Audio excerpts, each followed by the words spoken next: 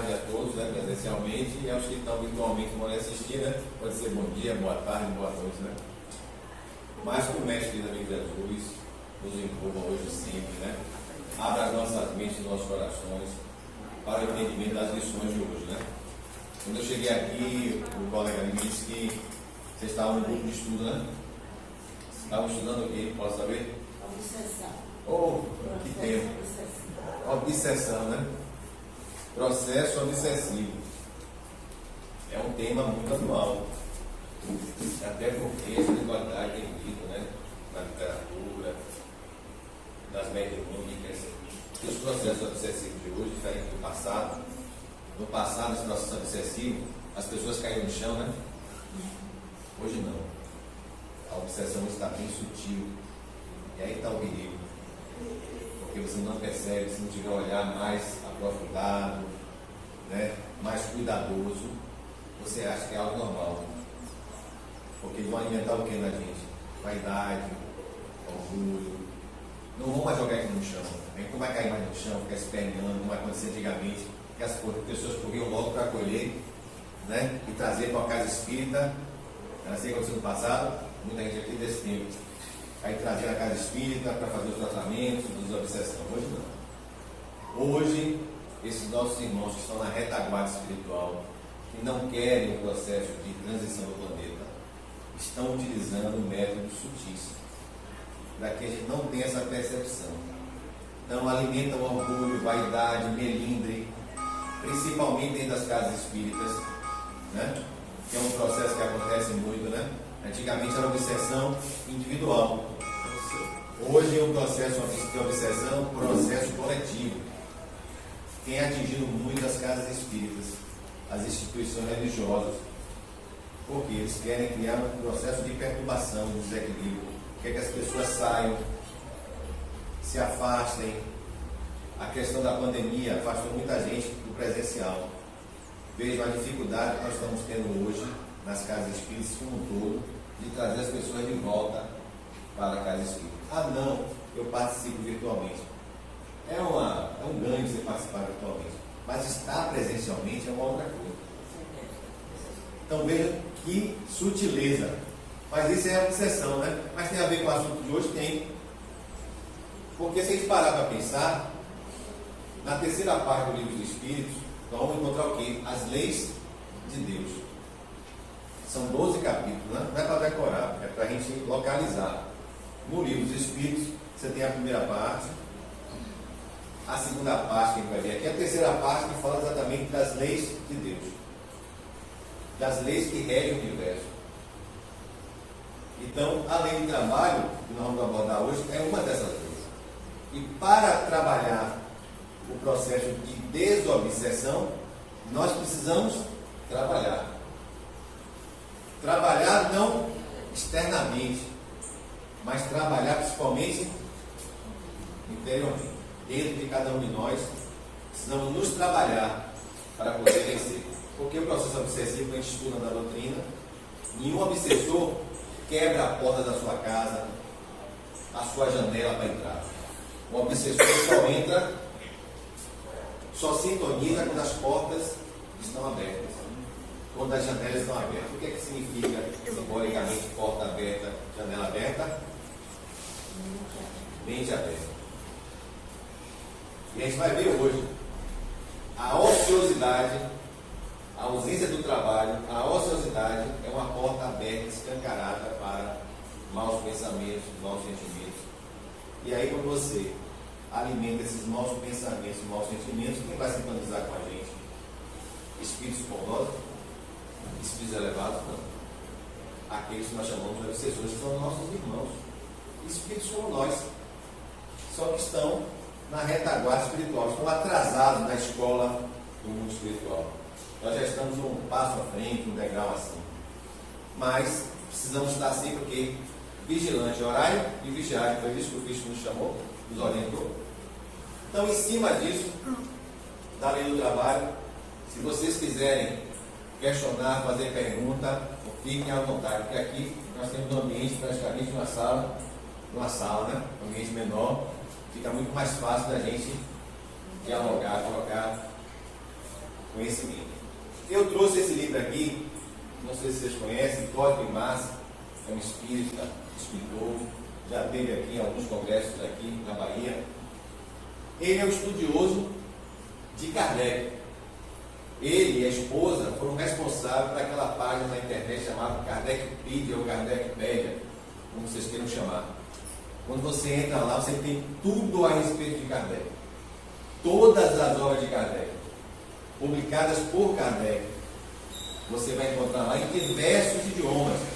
E é interessante porque quando você joga uma palavra qualquer lá, ele vai buscar em todas as obras da codificação, em todas as revistas espíritas, aonde você localiza aquela palavra. Você joga lá obsessão, ele vai te dar para você em todos os livros, em todas as revistas espíritas que falam, abordam a obsessão. Então ele foi o autor, ele e a esposa foram os autores dessa página, que para nós espíritas é muito interessante para o estudo.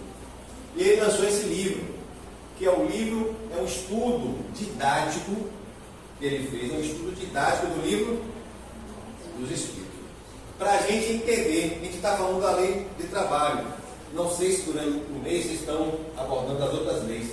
Então, para nós, espíritas que nos dedicamos ao estudo da doutrina, não somos apenas frequentadores, mas queremos também ser estudiosos da doutrina, precisamos não decorar uma de questão do livro dos Espíritos, mas entender de que forma está construído.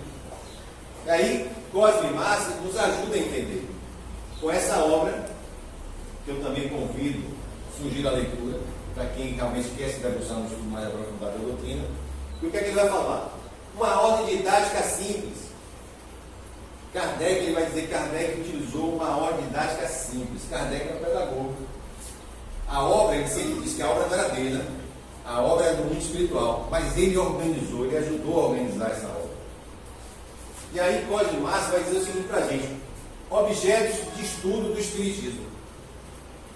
Quais são os objetos de estudo do Espiritismo no livro dos Espíritos?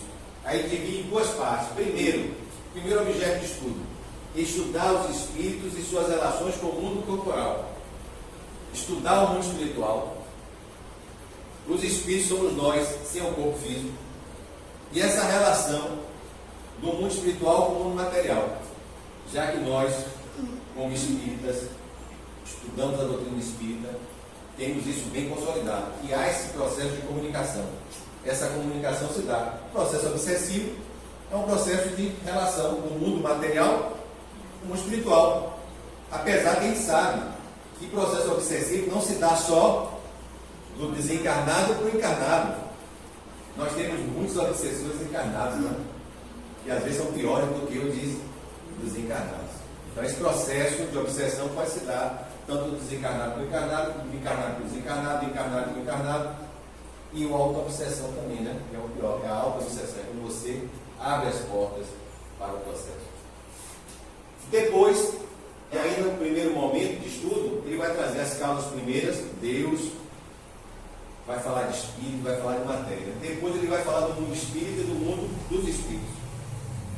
Esse mundo espiritual, que é o próprio mundo espiritual, os próprios habitantes do mundo espiritual que vieram falar para a gente a situação, como eles se encontram, como é esse mundo lá no plano espiritual. Né? Eles vêm trazer tudo isso para a gente.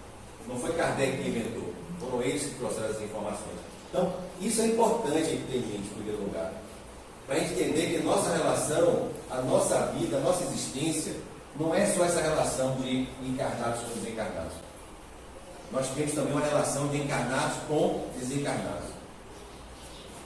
E aí, no segundo momento de estudo, ele vai trazer exatamente as leis morais e a quarta parte, que fala das esperanças e consolações. Que ele vai dizer que o quê? Que esse objeto de estudo na segunda parte é o quê? Estudar as consequências morais que decorrem das relações dos espíritos com o mundo corporal. Então, se no primeiro momento ele falou das causas primeiras, o que é espírito, o que é matéria, falou de Deus, que é o Criador, é o Pai, é o Criador. Foi Deus que criou o espírito, foi Deus que criou a matéria. É a Trindade universal que ele coloca. Depois ele vai falar dessa relação da desencarnação, da encarnação, do processo de desencarnação, do processo de encarnação, do planejamento reencarnatório. E aí na terceira parte ele vai dizer quais são as leis que regem essas relações, que são as leis de Deus. São 10, né? Lá são 12 capítulos da terceira parte. No primeiro capítulo ele classifica as leis naturais, depois ele traz cada uma, e ao final ele traz o capítulo de perfeição moral. Então ele traz ali quais são as leis que regem as nossas relações. E ao final, na quarta parte, das esperanças e consolações, ele vai trazer as consequências dessas relações. As consequências da forma como eu ajo. A depender da forma como eu ajo, a depender das minhas escolhas, as consequências serão boas ou ruins. É aquilo que tem de ouro muito. A semeadura é livre, a colheita é obrigatória, lei de causa e efeito. Pronto. Então, tendo essa ideia de como foi construído o livro dos Espíritos, a gente começa a perceber e aí valorizar cada vez mais as leis de Deus. Que aqui, na primeira pergunta da terceira parte do livro dos Espíritos, que se deve entender por lei natural? Os Espíritos vão responder a Kardec. A lei natural é a lei de quem? De Deus. Se é uma lei de Deus, e Deus é imutável, essa lei, vocês acham que ela sofre mudança como a nossa?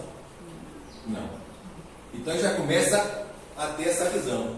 Que Deus, que está lá na primeira parte do livro dos Espíritos, a gente estudou que Deus é único, que Deus é eterno e que Deus é imutável. Então, suas leis também são o quê? Imutáveis.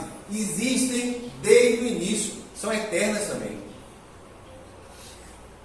E serão pela eternidade, não vai mudar, porque as leis de Deus não mudam.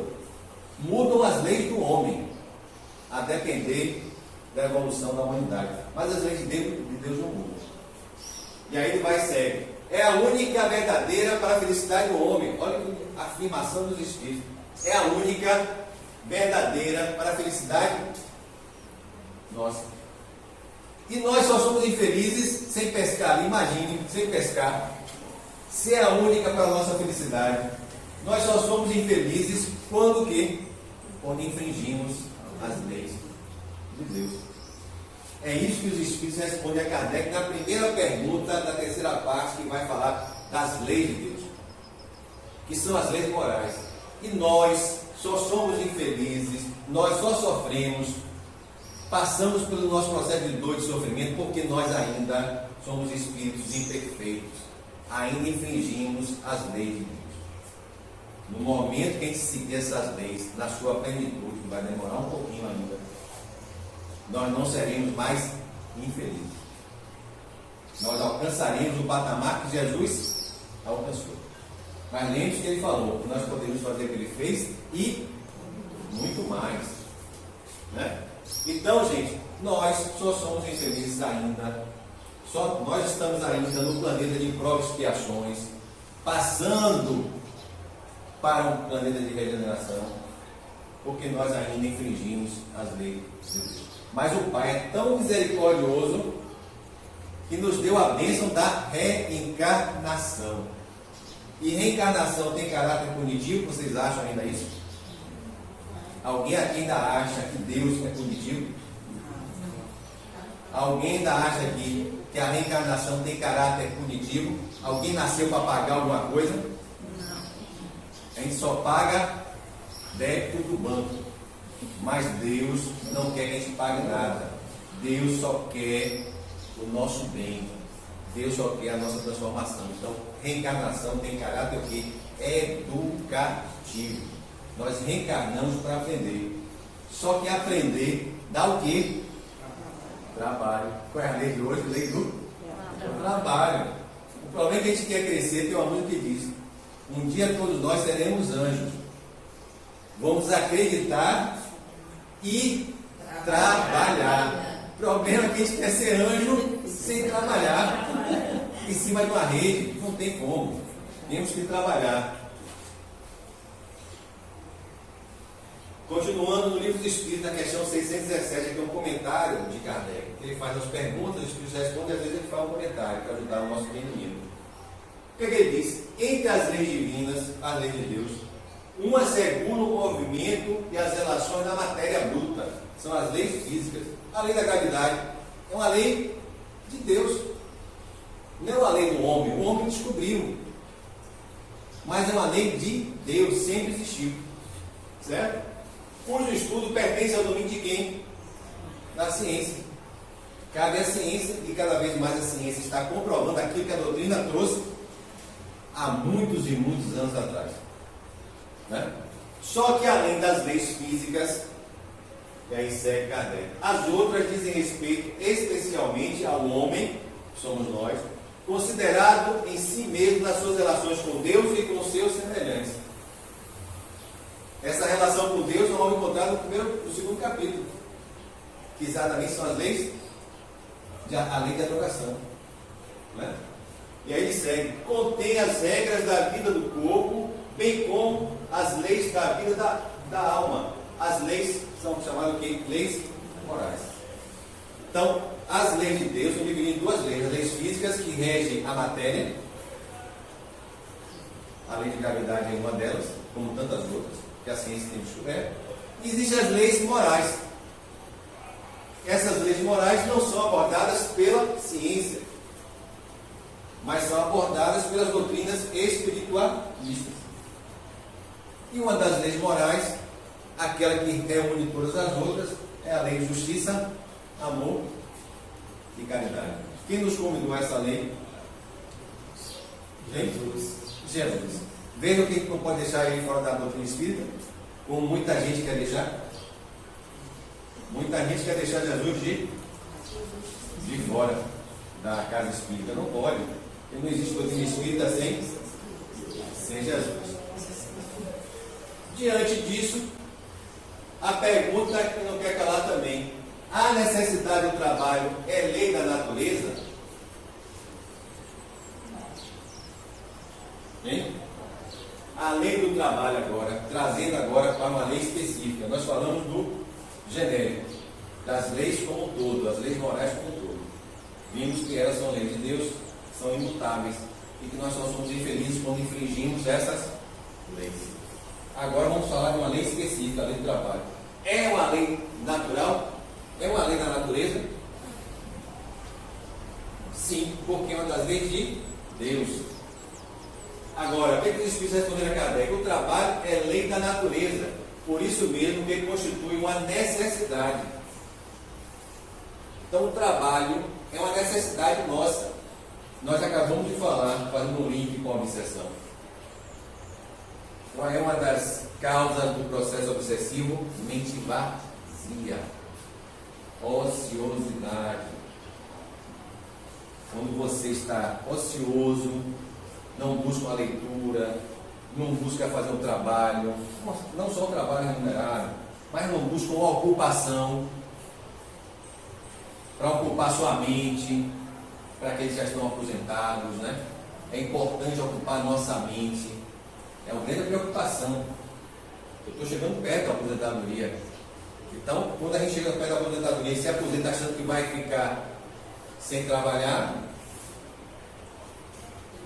é um engano. Porque se você fizer isso, você vai estar toda hora no consultório, é isso que os terapeutas falam. Quando alguém se aposenta e não quer buscar uma ocupação, vai pensar em quê? Doença.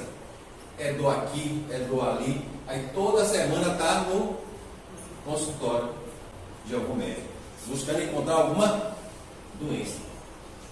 Então, é algo que nós precisamos ter em mente, que o trabalho é da natureza e constitui uma necessidade. E aí o que é que ele fala? Os Espíritos falam para Kardec. E a civilização obriga o homem, nós, a trabalhar mais, porque ele aumenta a necessidade dos cursos. Então, quanto mais a gente evolui, quanto mais se aprimora, mais é necessário o trabalho. Um trabalho cada vez mais aprimorado. Não é assim na escola?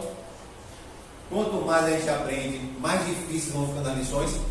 Não é assim na nossa infância. Quando a gente sai da infância, passa para a adolescência, chega na idade madura, adulta, nós não temos que trabalhar. Na infância a gente recebia tudo de mão beijada. Mas quando a gente chega na adolescência, vai chegando na maturidade, nós precisamos trabalhar, fazer a nossa parte, a parte que nos cabe, para que nós tenhamos o merecimento do retorno. Então vendo que Kardec, a espiritualidade, sempre gosta de comparar a gente, percebe na literatura espírita, ele sempre gosta de comparar a gente, a nossa evolução espiritual, à evolução de uma criança, a adolescência, a maturidade. E comparar o planeta Terra a uma escola. E nós vamos passando de ano, né, saindo de prova de expiação para um planeta de regeneração, já estamos passando para um patamar mais elevado, sabendo ainda que o mal ainda vai existir, não é isso? Só que o bem vai prevalecer em relação ao mal. Então precisamos continuar trabalhando. E aí eu trouxe esse livro, Religião dos Espíritos. Existem algumas obras ditadas pelo Espírito Emmanuel, psicografia de Chico, que ele aborda, ele ajuda a gente a entender melhor as obras da qualificação. Seara dos Médios, para quem é médico trabalhador, se conhece, Seara dos Médios é uma obra ditada por Emmanuel, que ajuda a gente a entender quem? O livro dos médios. O Espírito da Verdade é uma outra obra que nos ajuda a entender o Evangelho sobre o Espiritismo. E Religião dos Espíritos, Emmanuel vai trazer trechos do livro dos Espíritos e faz um comentário a respeito desse trecho. Aí eu trouxe um trecho de hoje que aborda a questão do trabalho.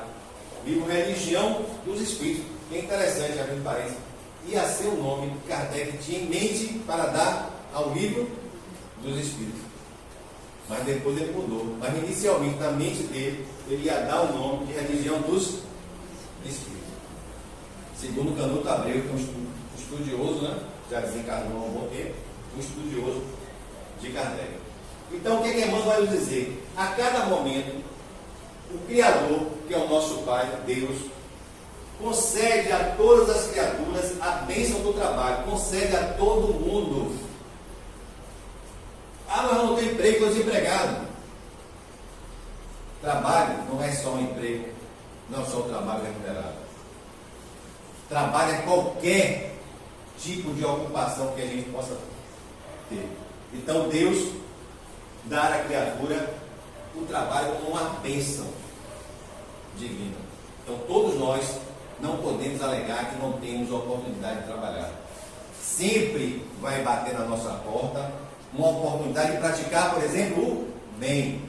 Fazer o bem, isso é trabalho. E não pense que fazer o bem é fácil. Praticar a caridade não é fácil, como muita gente pensa. Dá trabalho, exige perseverança, exige humildade. Porque nem sempre você faz o bem e a pessoa bate nas suas costas e diz obrigado. Muitas vezes você faz o bem e a pessoa vira as costas para você. E aí você desiste de continuar praticando o bem. Faltou o que em você? Humildade, faltou perseverança, paciência. Por isso eu digo, fazer caridade, praticar caridade dá trabalho também, não é fácil.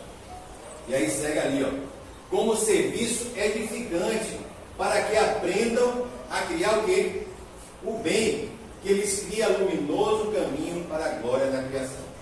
Então, o trabalho, essa bênção divina, é um serviço que nos edifica, que nos ajuda no nosso processo de evolução, de iluminação espiritual.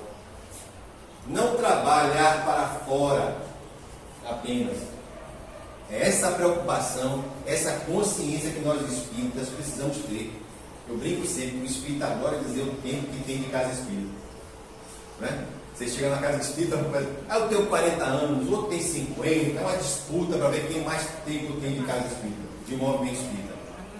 Não é isso. Porque você pode ter 2 anos, 3 anos e ter internalizado a doutrina mais rápido do que alguém que já tem 40 anos. Então, trabalhar não é o trabalhar apenas para fora, mas é o trabalhar também para dentro. Para não chegar depois de 40, 50 anos, olhar para trás, poxa, perdi a oportunidade de ter feito melhor. Né? Então, o trabalho edifica, aprimora o ser humano. Não permitas então, diz Emmanuel, portanto, que o repouso excessivo te anule a divina oportunidade. O repouso é excessivo. O repouso todos nós precisamos. A lei do repouso é uma lei de Deus também. A lei do trabalho, nesse capítulo vai abordar isso. Lei do trabalho e lei do repouso. Agora, o repouso é excessivo. Muita gente quer desencarnar, achando que ao desencarnar vai ficar lá de braço cruzado. Não existe aposentadoria, gente. A gente fica correndo atrás da aposentadoria e cada vez joga lá para frente, né? 65, daqui a pouco está em 70 anos. Porque nós estamos vivendo mais. Essa é a realidade. O espírito está vivendo mais. Por quê? Por causa de toda a tecnologia, aprimoramento da ciência. Nós estamos vivendo muito mais hoje. Então, essa aposentadoria, a lei do homem, na lei do homem, está sendo jogada para frente. Mas na lei de Deus, não existe aposentadoria. A própria Joana, Emmanuel, Bezerra de Menezes, todas as casas utilizam do trabalho de Bezerra. Quantas casas que fazem tratamento? Quem está lá dando suporte, trabalhando? Bezerra de Menezes, que foi convidado por Maria, mãe de Jesus, para ir para o plano mais elevado, e disse não, porque queria continuar trabalhando junto ao planeta Terra. Será que nós diríamos não? Vocês iam dizer, não, eu quero, mãe, eu vou embora. Continua querendo trabalhar aqui. Joana continua estudando, trabalhando. Todos esses espíritos que nós temos, o espírito na elevação, continuam trabalhando, continuam estudando. Por que a gente quer parar de estudar? Por que a gente quer parar de trabalhar? Porque eu leio os espíritos uma vez só na vida? E já acha que conhece a doutrina espírita como um todo? Que não precisa mais sentar para estudar, participar do grupo de estudo? Né? E esse livro, Voltei, o irmão Jacó, não sei se alguém já leu também. Isso aqui é para a gente, trabalhador de casa espírita. Porque aqui é um trabalhador, mas ao chegar no plano espiritual, como acontece com muitos de nós, vai chegar lá e dizer, poxa, eu poderia ter feito muito mais. Otília, que trabalhou na Mansão do Caminho, uma outra obra, psicografada por Divaldo, depois da morte, ela também chega no plano espiritual como o irmão Jacó. Quando ela chega lá, para e olha para trás, poxa, eu poderia ter feito muito mais, poderia ter trabalhado muito mais no bem. E aí que ele diz para a gente aqui, o trabalho, entendido como lei da natureza, reforçando mais uma vez com a lei de Deus, é das maiores bênçãos de Deus no campo das obras. Em suas dádivas de realização para o bem, o triste, olha o que ele coloca como interessante, em suas dádivas de realização para o bem, ou seja, quais são as consequências do trabalho. Ele vai dizer para a gente, ó, o triste se reconforta, porque alguém que está triste começa a se ocupar no bem, começa a praticar o bem, aquela tristeza, ó, não encontra espaço. Porque, como diz Kardec, o mal não existe. O mal é a ausência do bem. Quando a gente praticar o bem, que dá trabalho, quanto mais a gente praticar o bem, menos espaço vai haver para o mal dentro da gente. Então, o triste se reconforta. O ignorante aprende. Conhecereis a verdade, e a verdade te libertará de quê? Da ignorância. Então, agora, outra coisa muito interessante. A doutrina espírita, a doutrina consoladora, esclarecedora. Nós já temos a oportunidade desse esclarecimento. Então, não podemos mais justificar o nosso estado atual pela ignorância. Então, ninguém aqui nessa sala pode ter como desculpa a ignorância para não avançar, para não evoluir, porque conhecimento nós já temos através da doutrina. O que nos está faltando muitas vezes é vontade de querer mudar. Então a nossa responsabilidade aumenta cada vez mais. Quanto mais a gente sabe, quanto mais a gente conhece, maior a nossa responsabilidade de mudar, de nos transformar.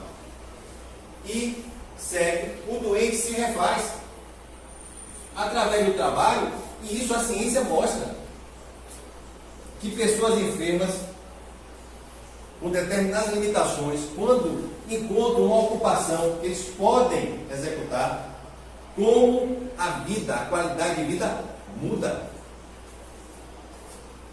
Pessoas, às vezes, sem braços, sem pernas, com limitações até no cérebro, visuais, auditivas, não importa. Sempre encontra uma oportunidade de ser útil. E aí se percebe como muda a qualidade de vida. Então vejam que não é, muitas vezes, a limitação do nosso corpo físico. Às vezes é o que nós chamamos, entre aspas, no popular, preguiça espiritual. É falta de vontade. E o criminoso se regenera. Se nós infringimos a lei de Deus, nós somos o quê? Criminosos espirituais. Então, através do trabalho, através da reparação, lembra do livro do Céu e Inferno? As 3 etapas: o arrependimento, a expiação e, ao final, a reparação. Reparação é trabalho. Quando eu reparo o mal que eu fiz, eu estou evoluindo, eu estou crescendo espiritualmente. Então, essa doutrina é ou não é uma doutrina além de consoladora, uma doutrina esclarecedora, é uma doutrina libertadora? Agora, ela não pode fazer por nós o que cabe a cada um de nós. Como Jesus não pode fazer por ninguém. Lembra que ele dizia? Vem, traga a sua luz. O processo é de cada um de nós aqui. Por trabalho só se deve entender as ocupações materiais? Só o remunerado? Os Espíritos respondem: não, o Espírito trabalha assim como o corpo. Toda ocupação útil é trabalho. Esse trabalho não remunerado, voluntário, que nós fazemos na Casa Espírita, é uma ocupação útil, que faz bem a quem? Em primeiro lugar, a nós mesmos. Porque fazer bem, faz bem em primeiro lugar a quem, gente? A quem pratica. Fazer mal, faz mal em primeiro lugar a quem? Então, quando a gente vê uma casa espírita, participar da mediúnica, o primeiro beneficiado somos nós. A gente é levado a tratar, a atender um espírito que vem numa comunicação mediúnica. Não pensem que você está fazendo só o bem ao outro. Você está fazendo bem em primeiro lugar a você. Porque fazer bem faz bem em primeiro lugar quem faz e quem pratica. E aí volta a Emmanuel. Assim como o relaxamento é ferrugem na enxada, a benefício do joio, quem te prejudica a seara. O tempo vazio, lembra quem está falando do tempo vazio? Mente vazia. O tempo vazio é flagelo da alma, em favor das energias perniciosas que devastam a vida. Que energia perniciosa é essa? E o momento que está vivendo no outro planeta, a energia não está boa. Gente. A gente percebe, a gente tem uma sensibilidade maior. A gente percebe que a energia do planeta não está boa, que é um processo de transição. Nós fomos alertados disso. A literatura espírita nos alertou e continua nos alertando da importância da vigilância e da oração, de estarmos praticando bem, vivenciando bem, porque quando a gente faz isso, a gente constrói ao redor de nós uma redoma que nos protege das influências negativas. Já que vocês estão estudando obsessão, tem um livro muito interessante de Richard Simonetti, Quem tem medo da obsessão. A capa do livro é um guarda-chuva aberto. Porque ele diz que quando a gente pratica o bem, vivencia o bem, é como se a gente abrisse um guarda-chuva que nos protege da chuva. Nesse caso, a obsessão nos protege das influências negativas. Só que os espíritos obsessores ficam aguardando, escondidos, que a gente feche o guarda-chuva. O que significa fechar o guarda-chuva? Baixar a vibração. Certo? Então, tenhamos cuidado com isso. Não há corrosivo, olha só, não há corrosivo na ociosidade que possa resistir aos antídotos da ação. Então, nós estamos sendo convidados diariamente ao trabalho. Nesse momento de transição, o planeta não vai passar por esse processo de transição se a gente não fizer a nossa parte. Se a gente não trabalhar, ajudar o Pai, o Criador, nesse processo de transição. Ajudar o governador do planeta. Quem é o governador do planeta? Jesus. Nós somos esses seguidores à disposição de Jesus.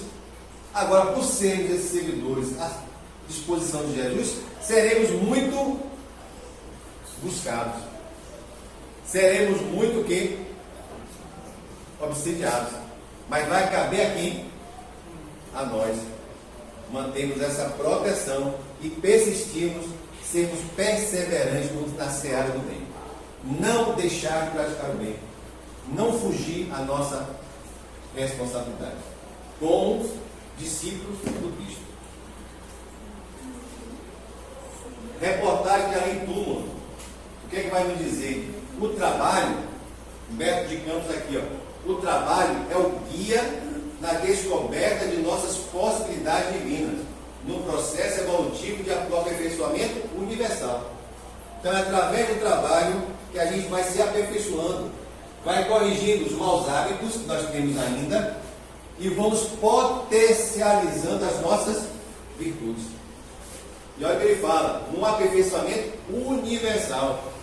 Porque o processo de mudança do planeta, gente, vai ser do individual para o coletivo.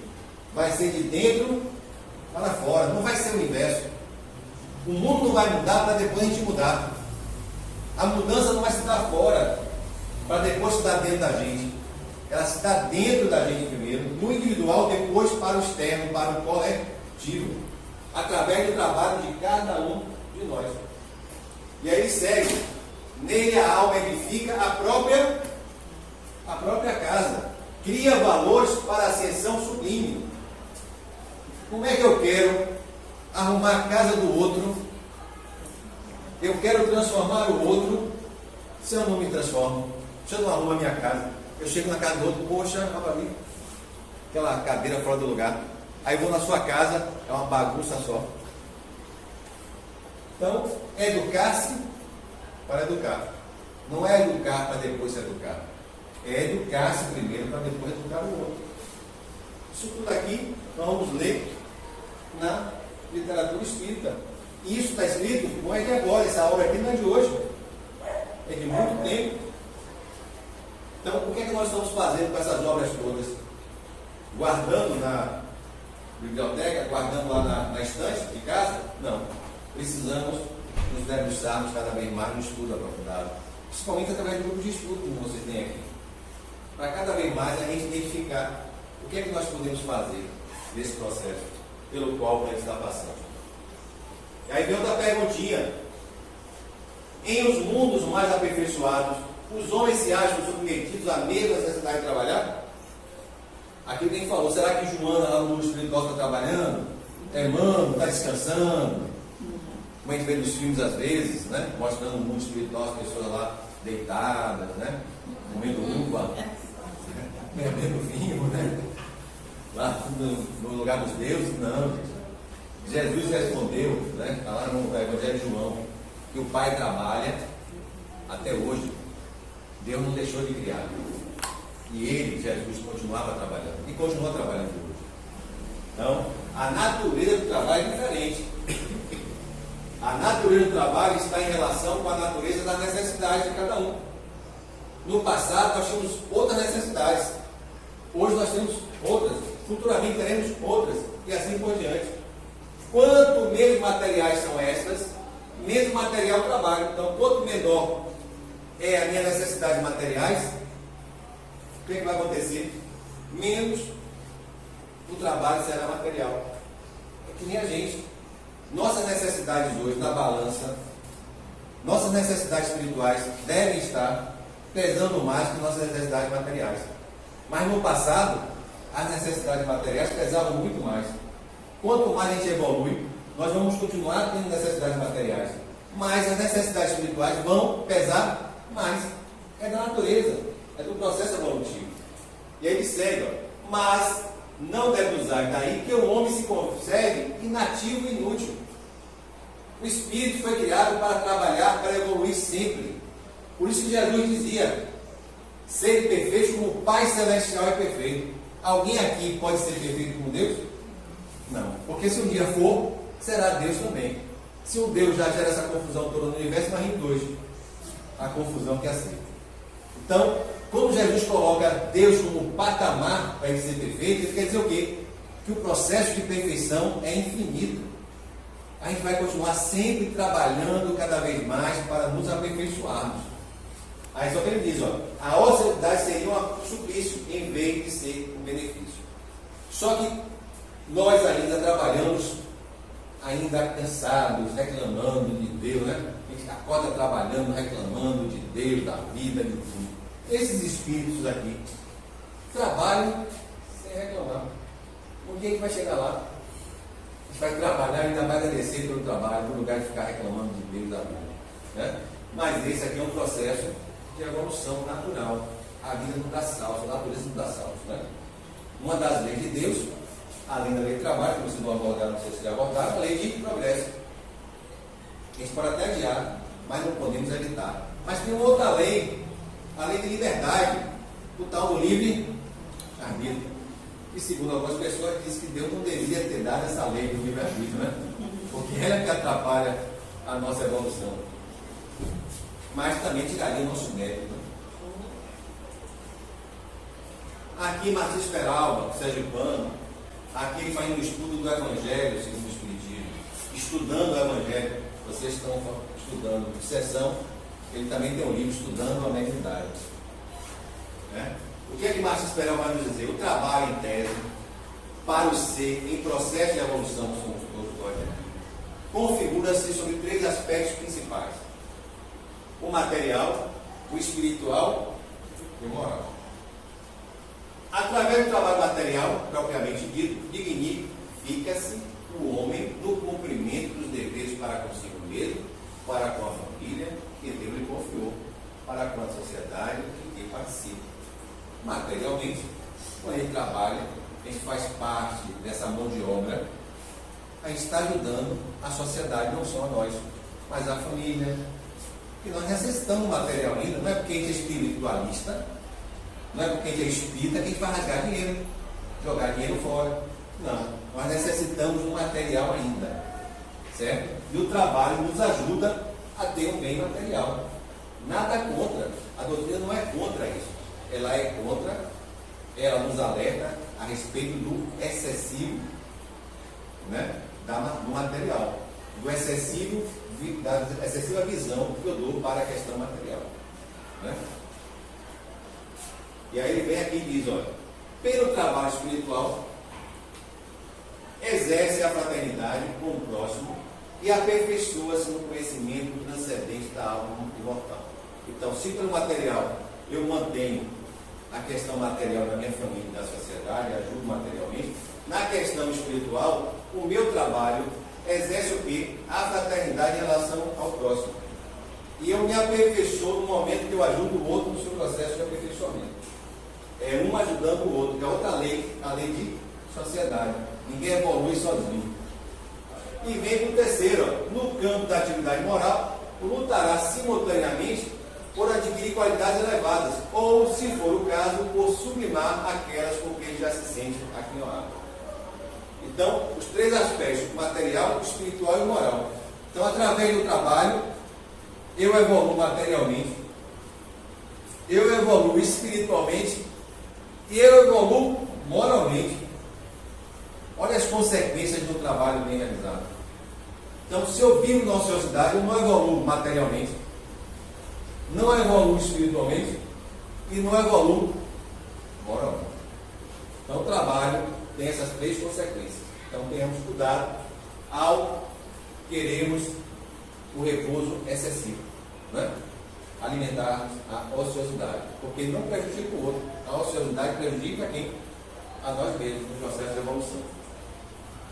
Voltando ao livro dos Espíritos, sendo necessidade para todo aquele que trabalha, o repouso não é também uma lei da natureza?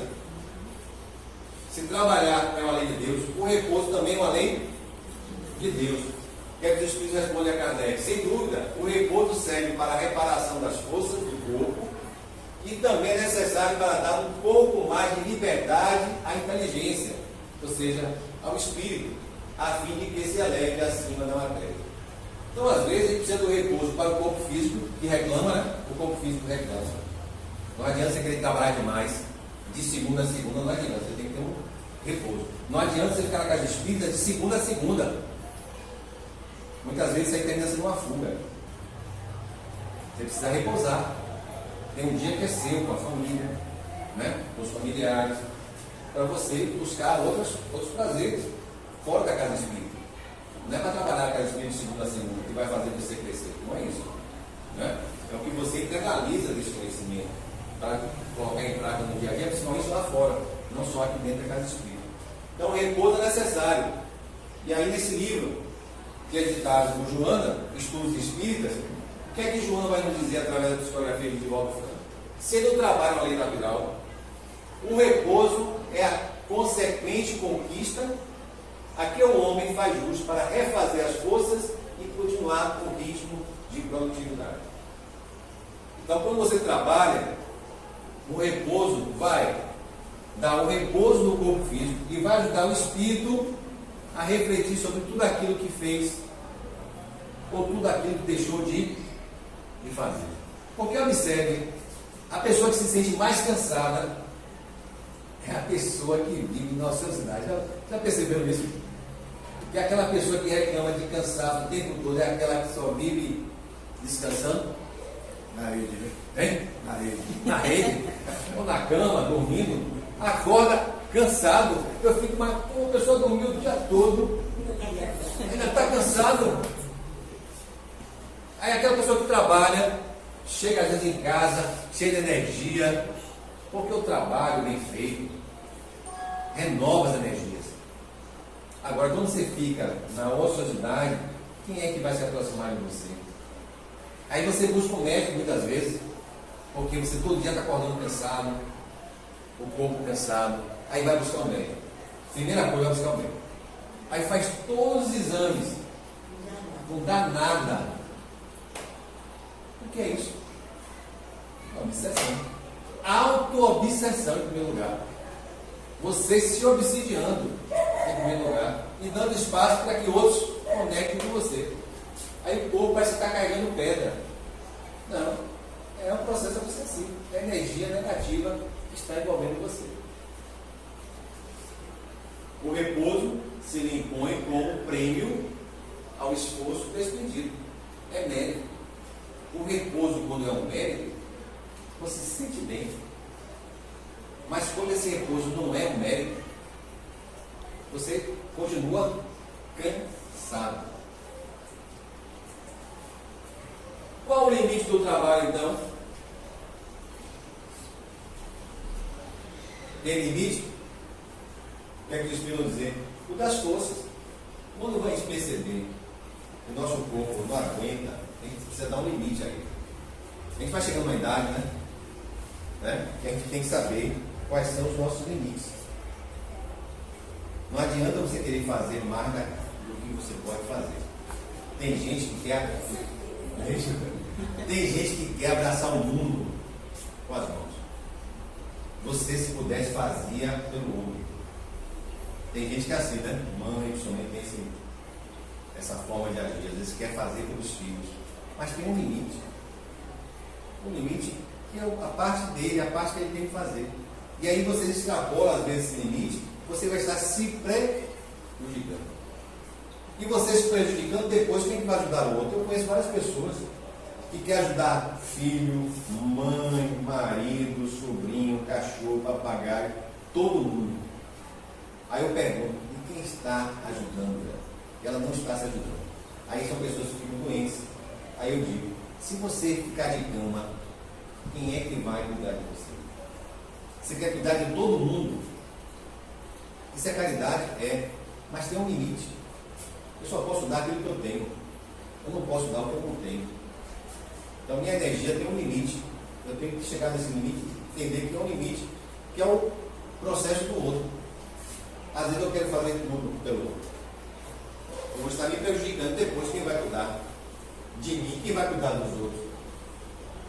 Então, em suma, a esse respeito, Deus deixa inteiramente livre ao homem. Então, nós, individualmente, temos que identificar qual o limite das nossas forças, das nossas energias. Por isso que a doutrina bate tanto, Jesus batia tanto no autoconhecimento. E Santo Agostinho vai dizer, nessa terceira parte, lá no 12º capítulo, Perfeição Moral, que o conhecimento de si mesmo é a chave para a nossa evolução espiritual, para o nosso progresso espiritual. Eu preciso me conhecer, para conhecer meus limites, conhecer meus defeitos, conhecer também as minhas qualidades, para saber o que é que precisa mudar, o que é que precisa ser potencializado através do trabalho, né? Nosso lar, vamos chegando para o fim, nosso lar, todo mundo conhece, né? Não, eu brinco sempre, nosso lar, essa obra que faz que todos os espíritos já leram.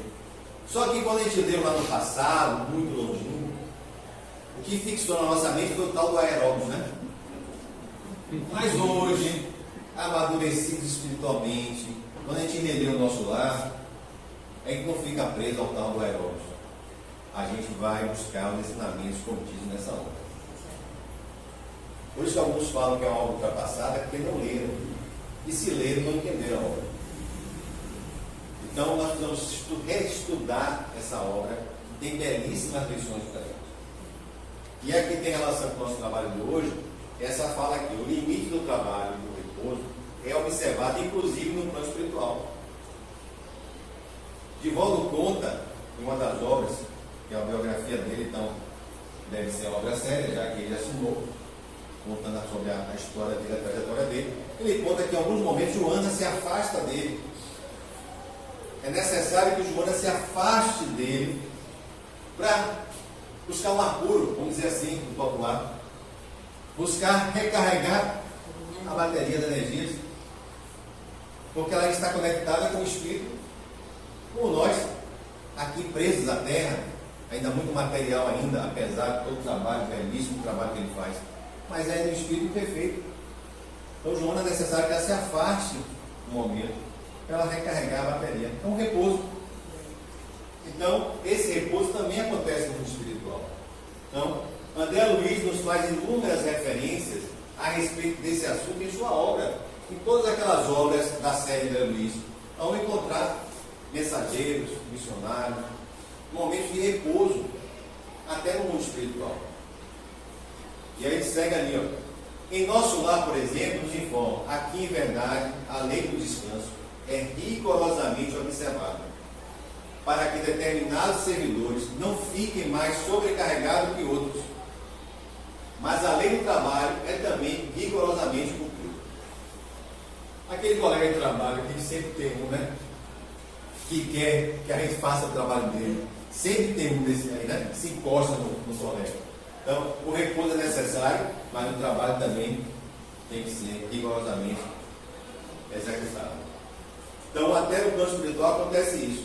Rodolfo Caligares, nessa obra, As Leis Morais, que ele faz uma leitura dessas leis morais, que estão lá no livro do Espírito, ele vai dizer o seguinte: abalizados psiquiatras e psicanalistas afirmam, com exato conhecimento de causa, que todos os seres humanos precisam encontrar alguma coisa que possam fazer. Uma ocupação útil. Ah, me aposentei, estou remunerado. Vai buscar uma ocupação útil, vai sentar, vai tocar, vai fazer algo, né? Vai visitar uma instituição de caridade, vai fazer algo que você se sinta útil. Hoje ninguém, afirma, consegue ser feliz sem que se sinta útil ou necessário a alguém. Por isso que a gente vê muita gente que se acomoda na ociosidade, começar a adoecer espiritualmente, psicologicamente, aí vai somatizar no corpo físico. Aí é uma porta aberta para a doença, né? Enfermidades físicas. Então tem que buscar sempre ocupar a mente, estar sempre ocupado, praticando algo que faça bem ao outro, mas que em primeiro lugar faça bem a você. Então, a aposentadoria, vamos esquecer a aposentadoria do plano espiritual, no que diz respeito à parte espiritual. Porque nós estamos em processo sempre de evolução. E aí vem Joana, mais uma vez, em uma outra obra que aborda as leis morais da vida. O trabalho é ao lado da oração, olha o que ela vai dizer.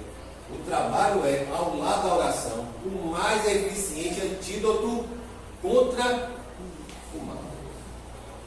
Porquanto conquista valores incalculáveis, com que o espírito corrige as imperfeições e disciplina vontade. Oração, vigilância e trabalho. Um momento perigoso para o cristão decidido é o do ócio, não do sofrimento, nem o da luta áspera. Olha aqui a afirmação do homem. Não é a dor, não é o sofrimento o momento mais perigoso para a gente, porque a dor e o sofrimento fazem com que a gente acorde, desperte, aprenda. Mas o maior perigo para nós cristãos é a ociosidade. É o se acomodar, é o relaxar, é o baixar a vigilância, é o deixar de trabalhar. E aí, falando de obsessão, os espíritos obsessores estão tentando incluir a gente para que a gente deixe o trabalho, que a gente se afaste. A gente não precisa mais não da casa espírita, a gente pode ler em casa, a gente pode estudar em casa. Isso é para a gente se afastar do trabalho. Então tenhamos muito cuidado em relação a isso.